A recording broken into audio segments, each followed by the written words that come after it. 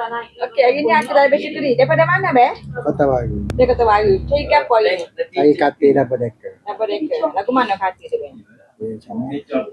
Menarik. Tahu mana kuda kita ni? Bulan ni biasa beli dah lah. Sini. Oh, biasa ni dah sini. Beli bahagian sebelum ni tu lagu mana, Beh? Okey. Teh Ramo lah. Tak rosak gitu. Takak ni lihat. Bagi aku bagi second, baby tu. Second. Second. Boleh second bagi molek ni. Okey, terima kasih untuk Abang Syukuri dan isteri lah ni. Dia sedap dia mari lagi deh. Terima kasih semoga abang akak dimurahkan rezeki dan dipermudahkan segala urusan deh. Terima kasih. Tengok dah testimoni abang kita tadi.